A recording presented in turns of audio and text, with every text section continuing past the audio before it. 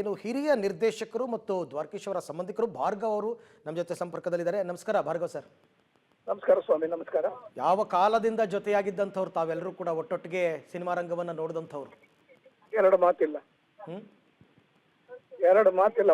ಒಟ್ಟಿಗೆನೆ ಬೆಳೆದವರು, ಒಟ್ಟಿಗೆ ವಯಸ್ಸಿಂದಾನು ಒಟ್ಟಿಗೆನೆ ಬೆಳೆದವರು, ಸಿನಿಮಾ ಇಂಡಸ್ಟ್ರಿಯಲ್ಲೂ ಒಟ್ಟೊಟ್ಟಿಗೆನೆ ಬೆಳೆದವರು. ಹೌದು.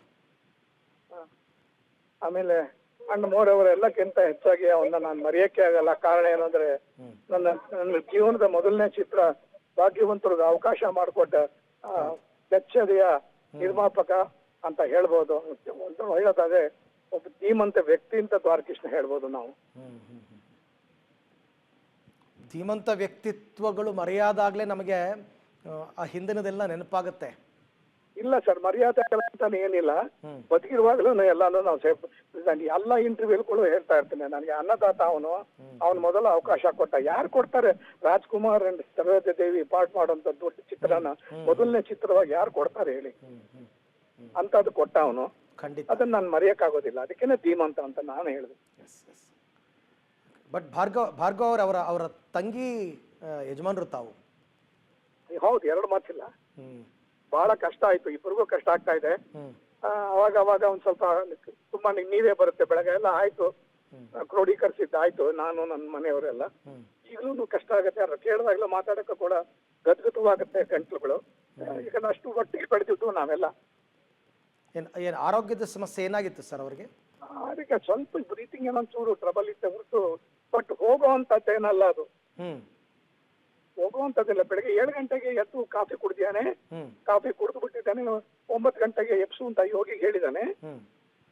ಸರಿ, ಅವನು ಯಾವಾಗಲೂ ಎಪ್ಸಕ್ಕೆ ಅಂತ ಹೋಗಿದ್ದಾನೆ. ಅಷ್ಟರಲ್ಲಿ ಪ್ರಾಣ ಪಕ್ಷಿ ಹಾರೊಟ್ಟೋಗಿದೆ.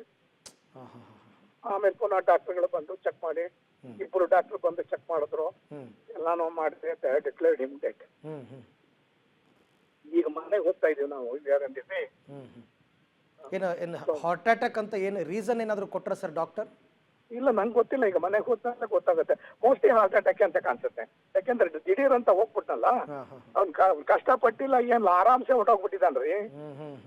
ಅದ ಸಾವು ಸಿಗ್ಬೇಕಲ್ಲ ಒಬ್ಬರಿಗೆ. ಅದೇ ಸುಖ ಸಾವು ಅಂತ ಹೇಳ್ತಾರೆ, ಕೆಲವ್ರಿಗೆ ಮಾತ್ರ ಸಿಗುತ್ತೆ. ಸುಖವಾದ ಸಾವೇ. ಅವ್ರ ತಾಯಿಗೂ ಅದೇ ತರ ಸಾವು ಬಂತು, ಮಗನಿಗೂ ಅದೇ ತರ ಸಾವು ಬಂತು.